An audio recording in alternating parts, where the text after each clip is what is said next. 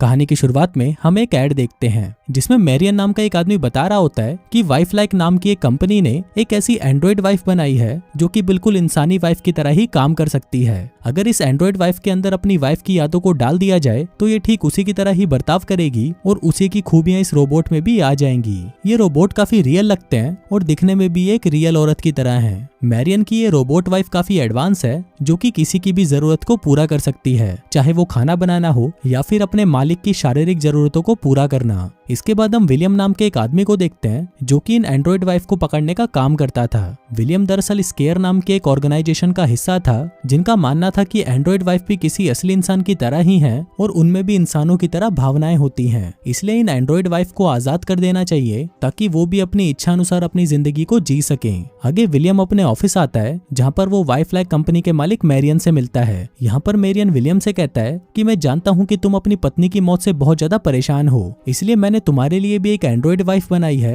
ताकि तुम्हें अपनी बीबी की कमी महसूस ना हो सके। इसके बाद विलियम उस एंड्रॉइड वाइफ को लेकर अपने घर आता है और उसके अंदर अपनी मरी हुई वाइफ जिसका नाम मैरी था उसकी यादों को डाल देता है और फिर उस एंड्रॉइड वाइफ का नाम भी मैरी रख देता है। अब ये एंड्रॉइड वाइफ काफी इंटेलिजेंट थी, इसलिए वो मैरी की सारी यादों को अपने अंदर रिकवर कर लेती है। इसके बाद विलियम मैरी को इंटीमेट मोड में डालता है और उसे अपने बेडरूम में लेके जाता है, लेकिन फिर भी वो उसके साथ कुछ नहीं करता क्योंकि उसके अंदर कुछ भी करने की हिम्मत नहीं हो रही थी। फिर अगली सुबह जब विलियम ब्रेकफास्ट कर रहा था तभी वो टीवी पर देखता है कि कुछ लोग प्रोटेस्ट कर रहे हैं। फिर जब इसके बारे में मैरी विलियम से पूछती है तो वो बताता है कि ये सभी बुरे लोग हैं और मैं इन्हीं से ही तुम जैसे लोगों को बचाने का काम करता हूँ। इसके बाद विलियम ऑफिस चला जाता है जहाँ पर वो अपने दोस्त जैक से मिलता है। दरअसल यहाँ पर ये दोनों मिलकर उन एंड्रॉइड वाइफ को पकड़ने का काम करते हैं।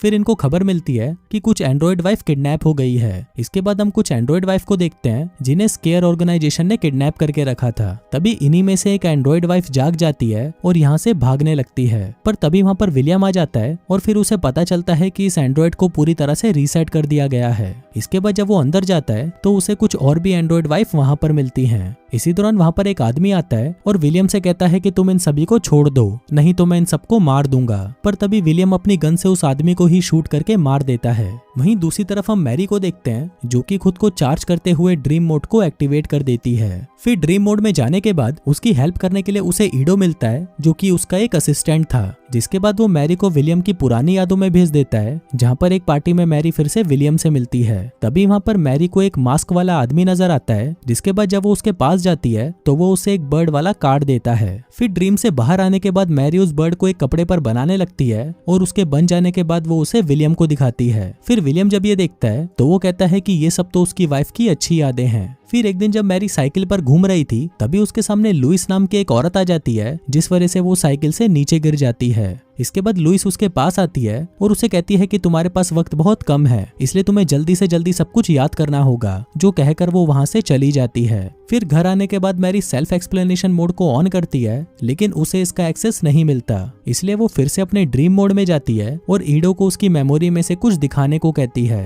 पर तभी उसे पता चलता है कि उसकी मेमोरी में ज्यादातर फाइल्स ब्लॉक्ड हैं, इसलिए वो उसे एक्सेस नहीं कर सकती। इसके बाद वो अपने एक ऐसे ड्रीम में जाती है जहाँ पर वो चेयर पर बैठकर विलियम की वाइफ की डायरी पढ़ रही थी। पर तभी वहाँ पर एक आदमी आता है और वो वही मास्कमैन था जिसे मैरी ने अपने पिछले ड्रीम में देखा था। अब वो मास्कमैन मैरी के पास आने लगता है, पर तभी विलियम उसे नींद से जगा देता है। इसके बाद जब मैरी सो रही थी तभी विलियम उसकी बनाई हुई बर्ड की ड्राइंग को डस्टबिन में फेंक देता है, जिससे हमें पता चलता है कि कुछ ऐसी बातें भी हैं जो विलियम सबसे छुपाना चाहता है। अगले दिन विलियम फिर से कुछ रोबोट वाइफ को पकड़ने जाता है, पर तभी वो देखता है कि वहाँ पर एक एंड्रॉइड वाइफ रिसेप्शन पर काम कर रही है। विलियम उसे अपने साथ चलने को कहता है, लेकिन वो एंड्रॉइड उसे कहती है कि तुम्हारे साथ चलने से अच्छा तो मैं अपनी जान दे दूं, जो कहकर वो खिड़की से नीचे कूद जाती है। उधर हम मैरी को देखते हैं जिसके पास लुइस आती है। लुइस मैरी से पूछती है कि क्या तुम्हारी मुलाकात कैनी से हुई, पर तभी लुइस को पता चलता है कि मैरी उसकी सारी बातें रिकॉर्ड कर रही है, इसलिए वो विलियम के लिए एक मैसेज छोड़ती है कि कैनी बहुत ही जल्दी तुमसे मिलने आएगा, जो कहकर वो वहाँ से चली जाती है। फिर रात को जब विलियम घर पर आता है तो मैरी उसे लुइस के बारे में बताती है, जिसके साथ ही वो उसे ये भी बताती है कि जब भी वो अपने ड्रीम मोड को ऑन करती है तो हमेशा उसे वहाँ पर एक मास्क पहना हुआ आदमी मिलता है। अब ये सब सुनने के बाद विलियम डिसाइड करता है कि वो मैरी को वापस उसके ड्रीम में भेजकर उस मास्क मैन का पता लगाएगा कि आखिर वो आदमी है कौन, क्योंकि उसे ऐसा लग रहा था कि इन दोनों में कोई ना कोई कनेक्शन जरूर है। फिर इसका पता लगाने के लिए विलियम अपने एक दोस्त की मदद लेता है, जिसके बाद वो दोनों मैरी को उसके ड्रीम में भेज देते हैं। ड्रीम में जाने के बाद मैरी एक गेट के अंदर जाती है। फिर अंदर आने के बाद उसे फिर से वही मास्क पहना हुआ आदमी मिलता है। फिर जब वो आदमी अपना मास्क हटाता है तो हमें पता चलता है कि ये और कोई नहीं बल्कि वही कैनी है जिसके बारे में लुइस बात कर रही थी। फिर कैनी मैरी को एक एड्रेस देता है और ये सारी चीजें विलियम भी बाहर कंप्यूटर पर देख रहा था। इसके बाद विलियम कैनी के दिए हुए एड्रेस पर पहुंच जाता है, लेकिन वहां पहुंचने के बाद भी विलियम को वहां पर कुछ नहीं मिलता, इसलिए वो वापस घर आ जाता है। यहाँ पर मैरी उससे पूछती है कि मेरी ड्रीम फाइल्स में से कुछ फाइल्स ब्लॉक क्यों हैं, जो सुनकर विलियम बताता है कि मेरी वाइफ स्केयर ऑर्गेनाइजेशन के लिए काम करती थी और वो कई लोगों की मौत का कारण बनी, जिसका उसे बहुत दुख था। इसलिए मैं नहीं चाहता था कि वो सब भी तुमको झेलना पड़े, इसलिए वो सारी फाइल्स मैंने तुम्हें एक्सेस करने से ब्लॉक किया हुआ है। इसके बाद वो एक प्लान बनाता है कि वो मैरी के ड्रीम के जरिए कैनी से बात करने की कोशिश करेगा। अब वो दोनों मैरी के ड्रीम में जाने की तैयारी करते हैं, पर उससे पहले विलियम मैरी से कहता है कि तुम्हारी बैटरी 10% होने से पहले तुम मुझे अपने ड्रीम से बाहर ले आना।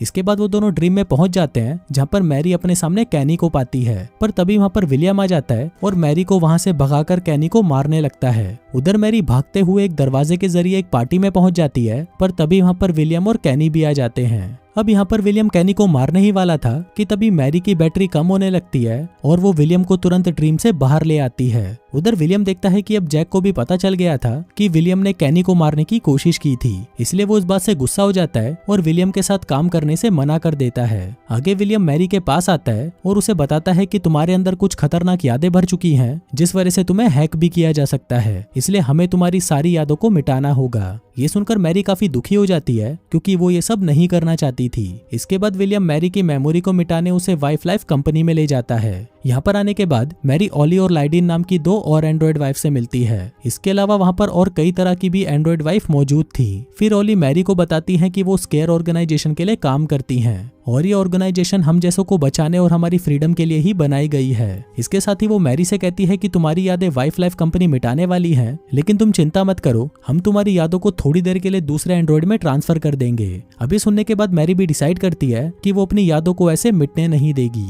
और वो ये भी पता लगा कर रहेगी कि कैनी का मकसद क्या है। आगे मैरी अपनी यादों को दूसरे एंड्रॉइड में ट्रांसफर कर देती है, जिसके बाद उसकी यादों को पूरी तरह वाइफ लाइफ कंपनी मिटा देती है। अब ये प्रोसेस होने के बाद मैरी अपनी यादों को फिर से रिकवर कर लेती है और इसके बारे में ना तो वाइफ लाइफ कंपनी को पता चलता है और ना ही विलियम को। इसके बाद विलियम फिर से मैरी को घर लाकर ट्रेन करने लगता है और मैरी भी ऐसे एक्टिंग करती है जैसे उसे पुरानी कोई भी बात याद नहीं है। फिर ऐसे ही एक दिन जैक विलियम के घर पर आता है और उसे कहता है कि मैरी तुम्हारी वाइफ नहीं है क्योंकि तुमने ही उसे मारा था। अब ये सुनते ही विलियम मैरी को अंदर जाने को कहता है, जिसके बाद वो जैक को गोली मारकर उसे मार डालता है। अब ये चीज मैरी भी देख लेती है और उसे विलियम की वाइफ की पुरानी यादें याद आने लगती हैं। दरअसल जब विलियम ने पहली बार मैरी को देखा था तब उसे उससे प्यार हो गया था, लेकिन जब उसे पता चलता है कि मैरी का एक बॉयफ्रेंड है तो ये जानकर उसे बहुत ज्यादा गुस्सा आ जाता है और वो मैरी के बॉयफ्रेंड को मार देता है, जो कि और कोई नहीं बल्कि कैनी था। पर इसके बाद भी विलियम यहाँ पर नहीं रुकता और वो मैरी के गले में एक शॉक बैंड लगा देता है और पूरी दुनिया से ये कहता है कि ये कोई लड़की नहीं बल्कि एक एंड्रॉइड है। ये कहकर वो मैरी को जबरदस्ती अपने पास रखने लगता है, लेकिन मैरी उसे कभी भी अपनाती नहीं।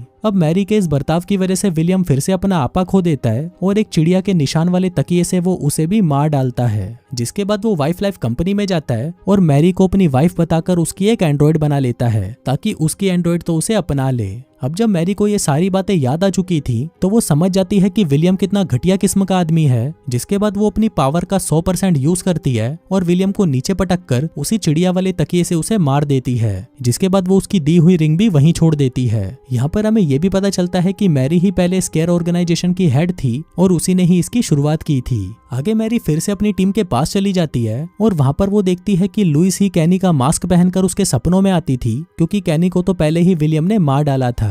फिर कहानी के लास्ट में हम मैरियन को देखते हैं, जो कि विलियम का एक एंड्रॉइड बनाता है और कहता है कि अब विलियम का एंड्रॉइड ही एंड्रॉइड वाइफ को पकड़ने का काम करेगा। और दोस्तों इसी के साथ ही ये कहानी यहीं खत्म हो जाती है।